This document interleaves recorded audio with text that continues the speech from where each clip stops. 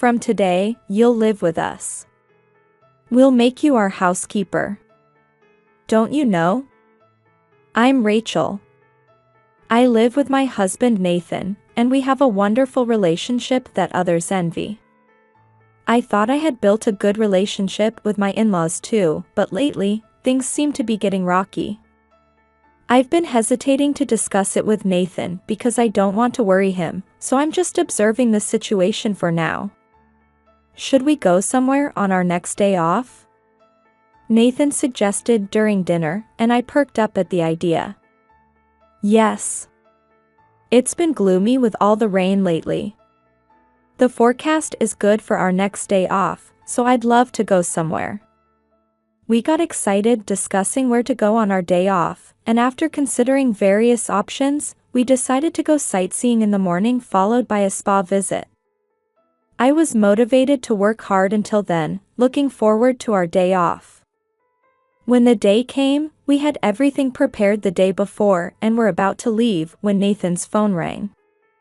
Oh, it's Mom. Hello? It seemed to be a call from my mother-in-law.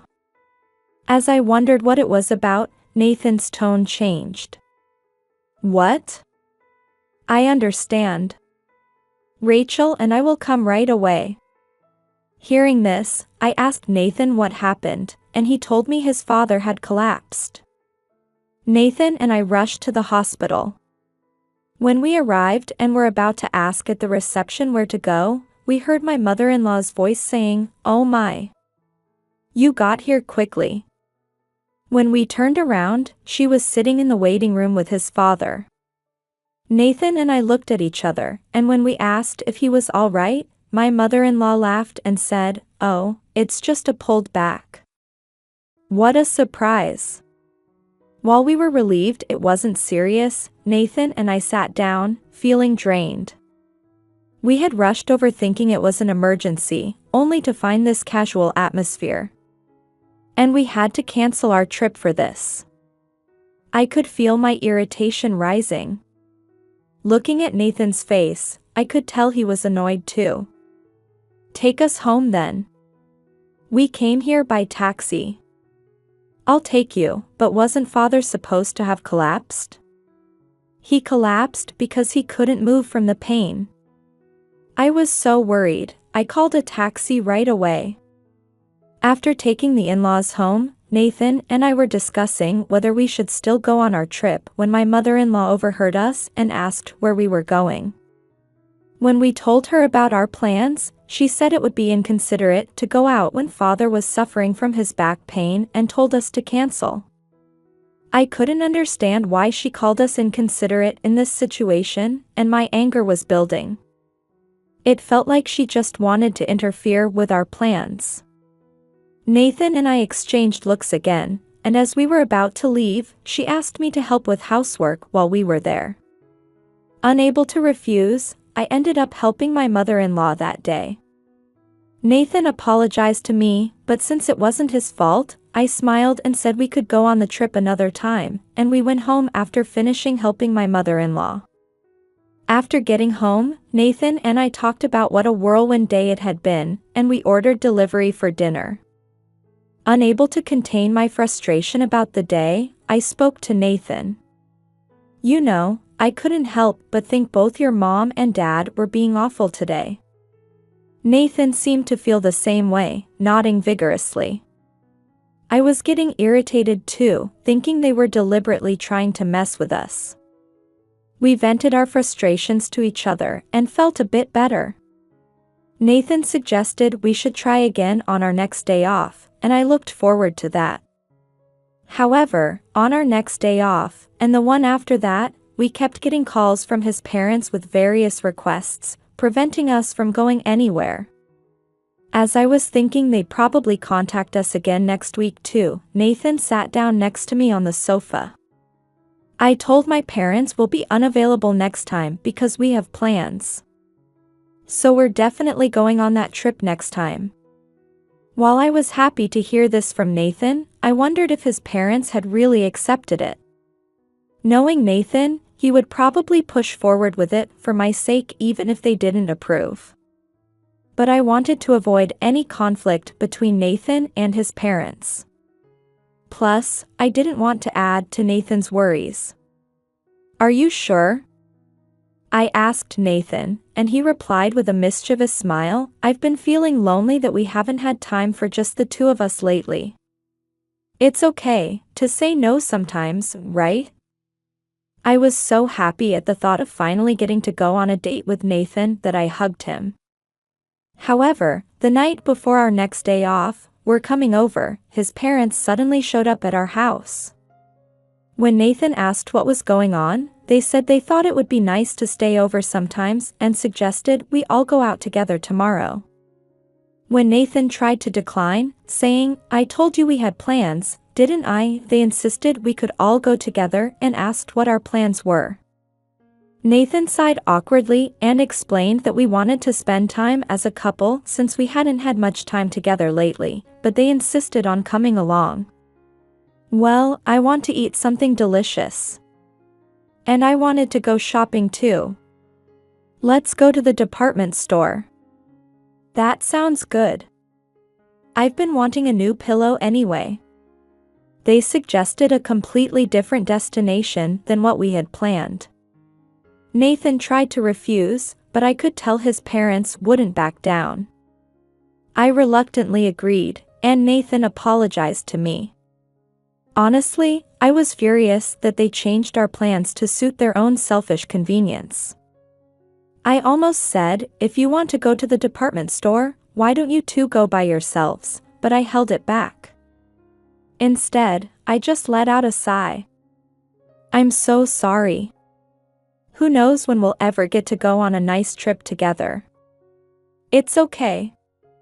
And I was thinking, if we can't go on trips on holidays because of your parents, why don't we both take some weekdays off and go then?" "That's a great idea." Nathan and I got excited discussing this in our bedroom, and we decided to go along with his parents' wishes the next day. The next day at the department store, his parents' shopping took surprisingly long. On top of that, once they decided what they wanted, they started pestering Nathan and me to buy it for them. This caught us off guard, and both Nathan and I were troubled. It would be one thing if they wanted inexpensive items, but they were demanding we buy expensive things too. Realizing this might have been their goal all along, I was beyond angry and just felt dumbfounded. What did they think we were? When we firmly refused, saying it was impossible, his parents became upset. We ended up buying them each one item they wanted, but because they couldn't get everything they asked for, they were in a terrible mood by the time we headed home. After dropping his parents off at their house and returning home, Nathan and I collapsed on the sofa, exhausted. What's gotten into them? They were never like this before. I wonder if something happened. Well, at least they're healthy, so let's try to look on the bright side. Although I had strong complaints about his parents, since they were Nathan's parents, I tried to think positively and held back my true feelings, worried that expressing them would trouble Nathan. That day, both Nathan and I went to bed earlier than usual. After that, we kept getting frequent calls from his parents, and Nathan and I had less and less time to spend quietly together. One day, I noticed Nathan looking unwell and suggested going to the hospital, but he refused, saying he was fine. Still worried, I made sure to prepare healthy meals and took over all the housework we used to share. Nathan gave me a weak smile and said I'm sorry, but seeing how strange he was acting, I forced him to go to the hospital. While being examined at the hospital, Nathan suddenly collapsed. I immediately moved to help him up. The doctor gave instructions to the nurses, and the examination room became chaotic. My body was trembling, but all I could do was follow along as Nathan was transported. I could feel my heart pounding and the blood draining from my face. He'll get better soon, right? He'll be okay, right? I kept telling myself this over and over. When Nathan regained consciousness after a while, his color seemed a bit better, which was reassuring, but then the doctor recommended he undergo detailed tests. Nathan said it was unnecessary, but I was so worried that I convinced him to take the tests. Looking resigned, he agreed. Because he had collapsed, Nathan was admitted to the hospital and scheduled for detailed tests the next day. I went home once to prepare his change of clothes. I also contacted Nathan's company and explained the situation. The people at his company were very concerned about Nathan, who had a good reputation there, and they kindly told me to tell him not to worry about work and to take his time recovering. I also contacted my workplace and explained the situation. They were understanding and allowed me to take some time off. Then, the detailed tests revealed that Nathan didn't have much time left. When I heard this, my mind went blank and I froze. My heartbeat quickened, and breathing became difficult. My body trembled minutely. I wanted to believe this was just a dream my anxiety was showing me, not reality. The doctor seemed to be continuing to talk about something, but I couldn't hear anything. Nathan remained hospitalized for treatment after that. He seemed to accept his situation surprisingly quickly.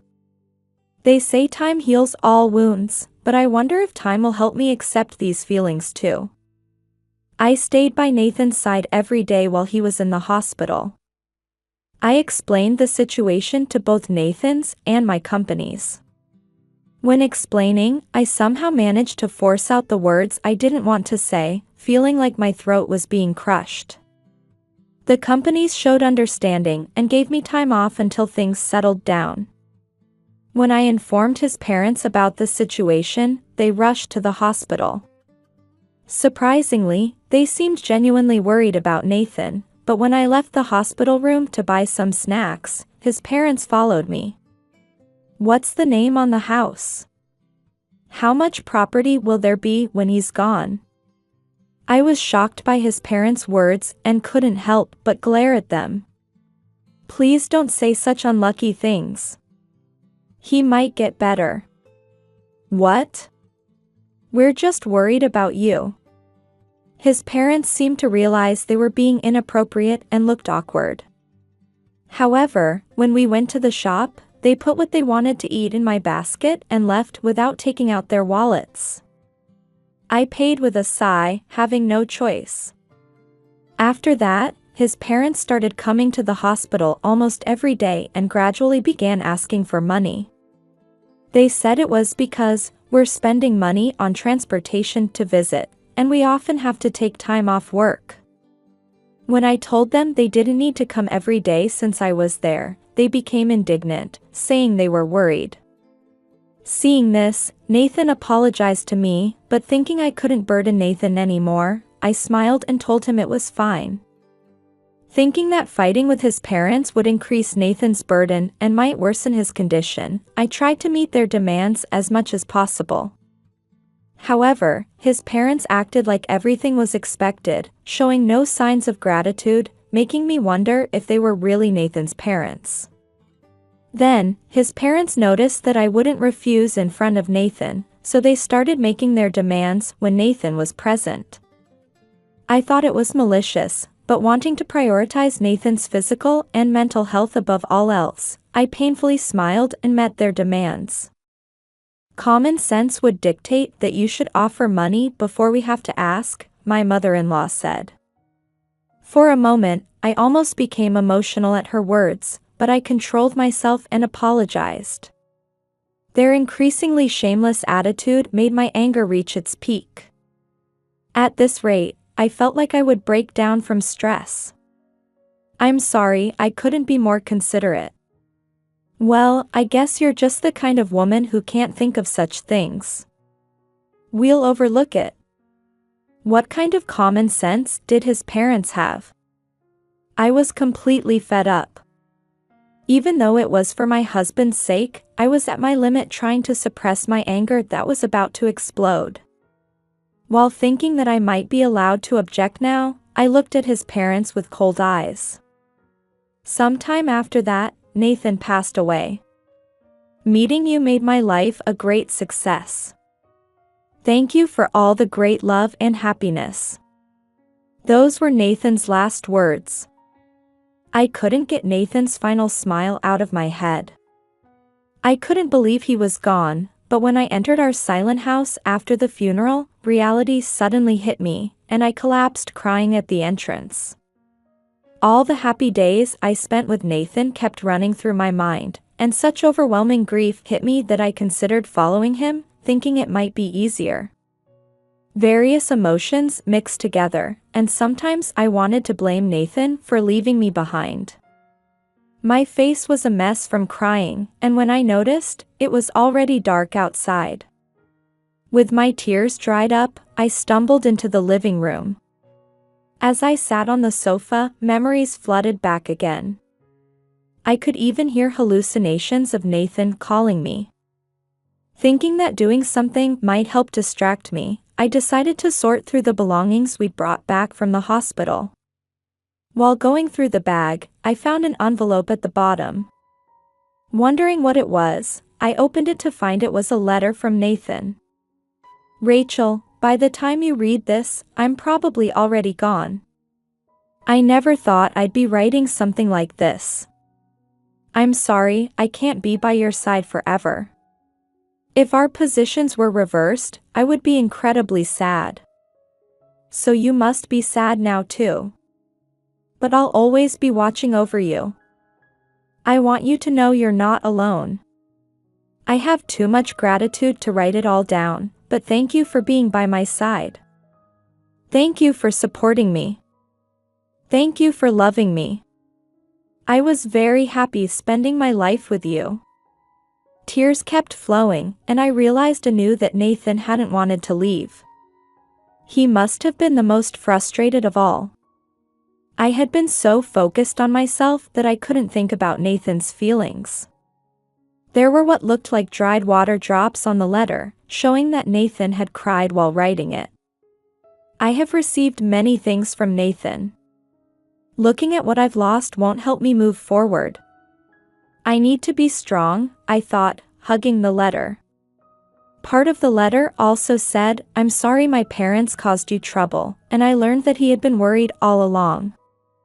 Thinking that I couldn't make him worry even after he was gone, I slapped both my cheeks, telling myself I had to pull myself together. I talked to Nathan's photo. "Thank you for the letter. I'll live strong, so watch over me." Thanks to Nathan's letter, I felt a little more energetic and returned calls to friends and colleagues who had been worried about me. Then I renewed my determination. After a somewhat long break, when I returned to work, I found myself feeling more positive than I expected. When I arrived at work, my colleagues were very concerned, but I thanked them and took care of the accumulated work. During a long weekend, I decided to visit my parents' home. When I arrived, my parents greeted me with smiles, and even without words, I realized how worried they had been. I spent several relaxing days at home to unwind. After telling my parents I would come again, I returned home on the last day of the long weekend to find my house was gone. My house had been demolished. I couldn't believe the scene before me and wondered if I had gone to the wrong place. But that wasn't possible, and my mind went blank. As I stood dumbfounded in front of where my house had been, I heard a familiar voice. "Oh, you finally came back." When I turned around, there were my in-laws. In that moment, I realized they were behind this. What is the meaning of this? When I asked while suppressing my rising anger, my father-in-law said with a laugh, "From today, you'll live with us. We'll make you our housekeeper. You'll be responsible for our living expenses too." Apparently, my in-laws had demolished my house to make me their housekeeper. My anger peaked, and I confronted them. "What have you done? This was Nathan's and my house. Your house might as well have been our house. Since you're coming to live with us now, you don't need it, right?" I was so dumbfounded by their unreasonable logic that I was speechless. I was convinced again that these people only thought about themselves. Even though their son had passed away not long ago, did they feel nothing? Though I apologized to Nathan, I despised them. I completely lost any feeling of familial obligation toward my in-laws. At first, I wanted to cherish them because they were my husband's parents, but if they were going to do something this unreasonable, it didn't matter if they were family or strangers. There was no need to be considerate of such people anymore. I had only been complying with them for Nathan's sake. Are you speechless with joy at becoming our housekeeper? I'll be ordering luxurious meals every day. We might even renovate the house, my in-laws said, piling on more as they thought my silence meant I was in shock. How exactly did you manage to demolish it? You shouldn't be able to demolish without permission. Oh, we asked an acquaintance. They've known us for a long time, so they agreed right away. My in-laws said, laughing. I started laughing at their condescending attitude and words. These people didn't know anything. They didn't know they weren't in any position to say such things. What? Have you lost your mind? What's so funny? After I finished laughing, I confronted them with reality. Don't you know? The house you destroyed was my house. You're prepared to take responsibility for destroying it without the owner's permission, right? My in-laws looked confused.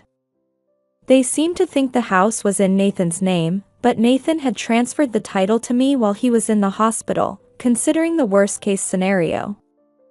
That can't be. You liar. That's right. It was in our son's name. We'll sue you for defamation. My in-laws wouldn't accept it easily and accused me of lying. So I showed them an image of the house deed. Seeing this, they started to panic. While panicking, they insisted, "You're still our daughter-in-law, so it doesn't matter." However, this too was something Nathan and I had anticipated. We have no relationship anymore. I've submitted a termination of in-law relationship notice. They didn't seem to understand what a termination of in-law relationship notice was, and I could see question marks floating above their heads. When I explained what it meant, they were stunned. So we're strangers now. You don't think this ends here after destroying someone's house without permission, do you? This can't be. My in-laws turned pale upon learning the reality. It turned out my father-in-law had already quit his job, planning to have me take care of them. They were incredibly reckless. Then how are we supposed to manage our living expenses? My father-in-law started panicking, and my mother-in-law glared at me resentfully. Then I revealed one more fact. Oh, since I've lost my place to live, you'll need to move out of your house. Hearing this, my in-laws became indignant. How dare you try to take someone else's house after saying we're strangers, they shouted. My mother-in-law was threatening to sue me. Perhaps thinking they would win and get money if they sued, her attitude became strong again. However, that's not what I meant. Your house is in my name too. Their house was a used property Nathan had purchased, and he had transferred that title to me as well. My in-laws fell silent for a while. When I sighed, my mother-in-law got angry about that.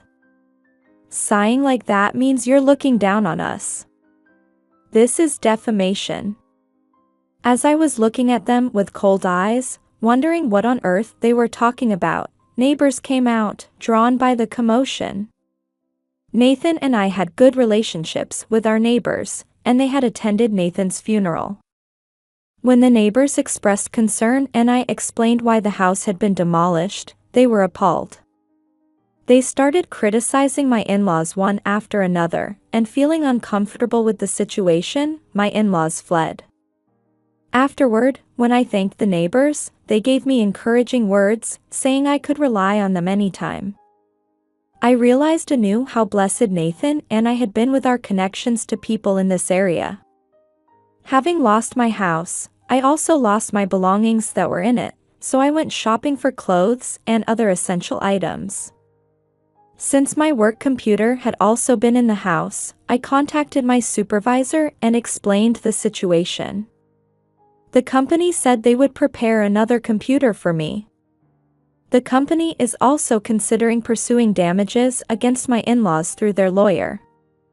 When I apologized for causing trouble, they gave me more encouraging words. This isn't your fault.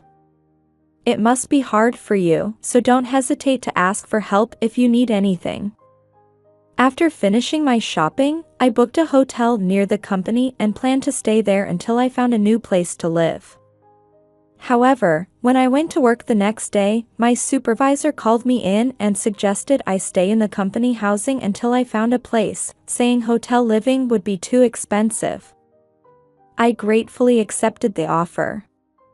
That night, when I moved to the company housing with my belongings, I was relieved to find it fully equipped with appliances and everything needed for daily life. As I was thinking about my next steps, my phone rang. Looking at the screen, I saw it was my mother-in-law. I answered right away. "Oh, have you decided when you're moving out?" When I started with that, my mother-in-law snapped back. "Don't you understand that this puts us in a difficult situation?" I was exasperated. When I criticized her for having the nerve to say that after arbitrarily demolishing my house, she yelled that such things didn't matter.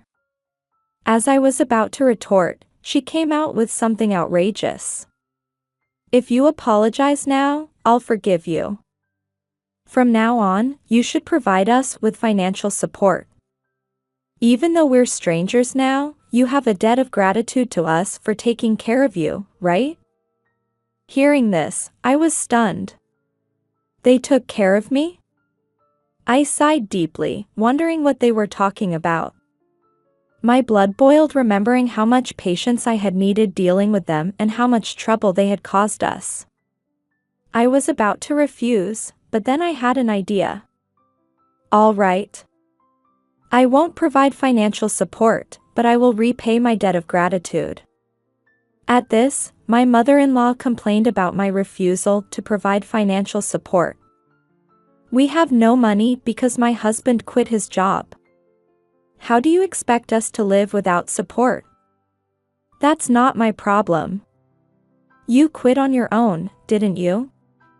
Seemingly very frustrated, my mother-in-law passed the phone to my father-in-law. "Don't you have any consideration for taking care of your in-laws? Look, as I've said many times, we're strangers now. Actually, I'd like to cut ties completely, but I can't yet because you need to take responsibility for demolishing the house." At this, my father-in-law fell silent, and I could hear my mother-in-law shouting in the background. I couldn't help but laugh, thinking this was karma. While thinking how pathetic they were and how I never wanted to become like them, I heard my mother-in-law's voice again. "Then what do you mean by repaying your debt of gratitude?" "Oh, I'll sell the house you're currently living in or rent it to you. I think $1,000 per month would be reasonable for rent." At this, my mother-in-law fell silent. She must have realized what it meant to live in a house owned by someone else. After that, she hung up the phone, frustrated. After the call, I decided to leave everything to the lawyer for now. I considered demolishing their house too, but Nathan's photos and other things were in that house. I wanted to get those back no matter what. Later, I was introduced to a lawyer through my company, and after explaining the situation, they agreed to take action immediately. Then my mother-in-law called again. "What are you thinking, getting a lawyer involved?" "Oh, I've left everything to the lawyer now, so please refrain from contacting me directly. Goodbye." "Wait a minute. I hung up without further discussion. When they started sending emails, I reported everything to the lawyer, and after that, I stopped receiving contact from my in-laws. However, they were apparently being terrible in their dealings with the lawyer. The lawyer smiled wryly and said it looked like this would take a while. I explained that I had expected things wouldn't go smoothly and was prepared for a long battle, with no intention of backing down. The lawyer encouraged me, saying I didn't need to back down and we would handle this patiently. A few days later, frustrated that they couldn't contact me directly, my in-laws stormed into my workplace. "Where is she?" They burst in with incredible force, and upon finding me, they approached. They looked terrible, wearing dirty clothes with messy hair. My colleagues were disgusted by their appearance. Seeing them heading straight for me, colleagues who knew the situation tried to stop them. My in-laws shook off my colleagues' attempts to stop them and came to me. "We told you to give us money. Don't you feel anything seeing us in this state?" I already refused. Nathan must be crying in heaven. Saying, "Was she such a heartless person?"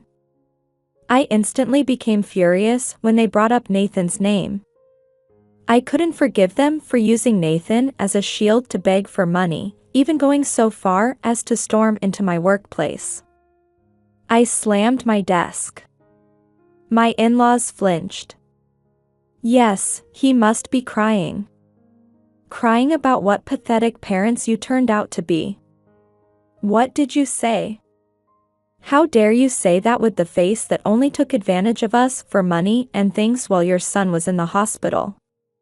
Nathan did more than enough for you. He was a filial son. You're the ones returning his kindness with spite. When I shouted, my in-laws took a step back. My colleagues were whispering among themselves, and painful stares were directed at my in-laws. As my in-laws were getting flustered and trying to respond, someone approached. "Oh, might these be the people who destroyed our computer?" The department head came walking over with a smile and greeted my in-laws. "Hello. We've heard about you. Currently, we're discussing with our lawyer about compensation for demolishing her house and destroying our computer in the process. You should be receiving a claim for damages soon, so please be aware of that." The department head maintained his smile throughout, but that smile was scary. What is this? Why are we being treated like this? Apparently realizing they were at a disadvantage from the reactions around them and the department head's words, my in-laws quickly retreated from the company. Afterward, the department head and my colleagues expressed their concern, but I apologized for causing trouble.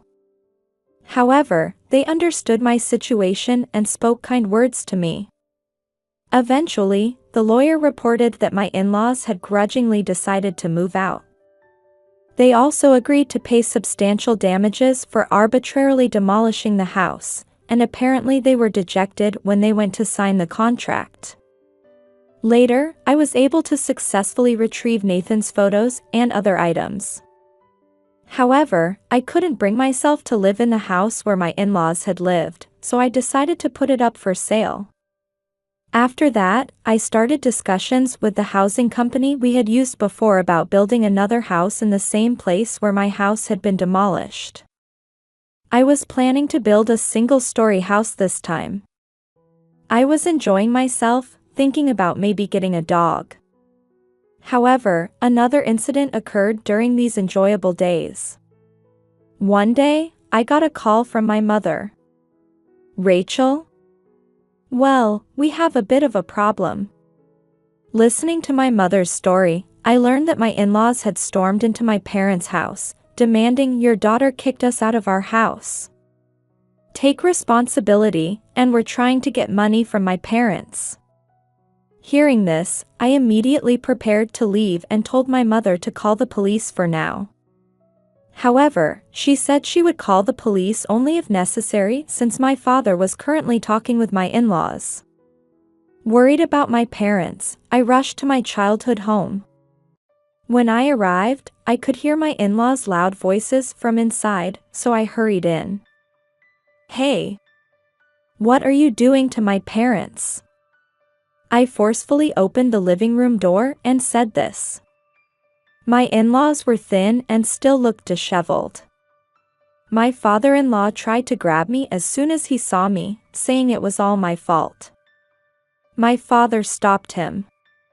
When I told my mother we should call the police after all, she hesitated. "Why are you hesitating? We need to call." "Well, before I called you, I called your brother. I have one brother." When I heard my mother had contacted my brother, I understood why she was hesitating to call the police. My father knew this too and apparently didn't want to involve the police. Understanding this, I decided to deal with my in-laws for now. According to my in-laws, they had borrowed money to pay the compensation to me and my company, but that wasn't enough, so they borrowed from relatives. When they couldn't repay as promised, they had conflicts with the relatives. Then all their relatives cut ties with them, but even with the ties cut, the debts remained, and they were in serious trouble. When they thought about how they ended up in this situation, they concluded it was my fault. Since they couldn't contact me, they decided to make my parents take responsibility. This is clearly your own doing. I could only be amazed at their story, which had no sympathetic aspects, and I thought these in-laws who could proudly tell such a story were beyond salvation. When I said this, my mother-in-law started yelling me shut up, and finally burst into tears. "If you want us to apologize, we will, so give back the money we paid," she said. When I immediately replied that was impossible, she started crying and pounding the floor. Seeing this, my father sighed, and my mother tilted her head saying, "Oh dear. Won't you help people who are struggling right in front of you?" "You're inhuman," my father-in-law shouted while rubbing my mother-in-law's back, but it wasn't convincing, and we just sighed again. These weren't words that should come from people who had caused so much trouble. "You've got some nerve asking for help after causing so much trouble for me and Nathan. Of course I won't help you."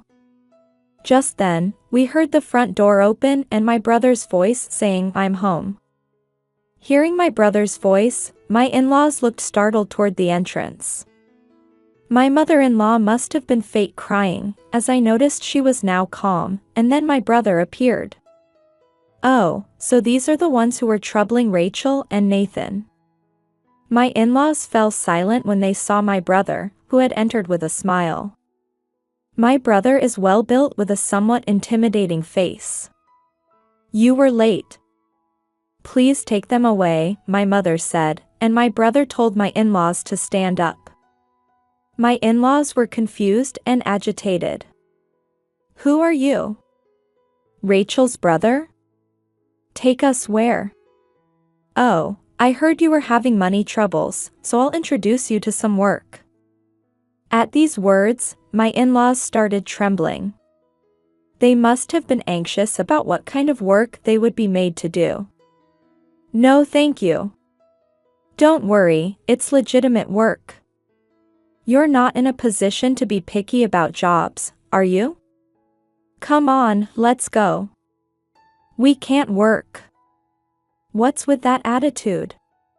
You came here asking for money, and you think you can be this demanding?"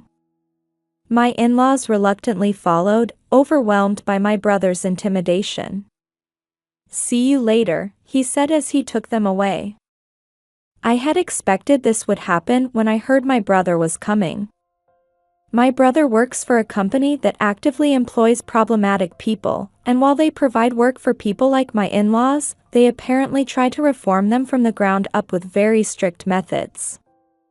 Company housing is provided, but it's several decades old, and some rooms even have leaks. However, since most people have nowhere else to go, there are many who work while crying. I exhaled and made coffee. I made some for my father and mother too, and the three of us talked. Well, his company is famous for being strict, but they apparently don't do anything unreasonable, and many people become decent if they work properly, so it should be fine. It does have a scary image though. But considering what they did to you and Nathan, this seems too lenient. According to my brother's later account, my in-laws cry every day while working. The room assigned to them was apparently one of the worst, with leaks when it rains. The money my in-laws earn goes toward paying off their debts, leaving them with just barely enough to live on. And I learned for the first time from my brother that my father-in-law apparently likes gambling and would use all available money for gambling if he had it. Now he can't even do that, and they've both become quite docile. Meanwhile, I'm looking forward to my new house being built. I'm enjoying my work, and my days are going smoothly. Sometimes I feel lonely when I think about Nathan, but when that happens, I talk to Nathan in my heart, and sometimes I feel like I can hear his responses, making me realize I'm not alone. Supported by my friends, colleagues, and family, I'm living happy days.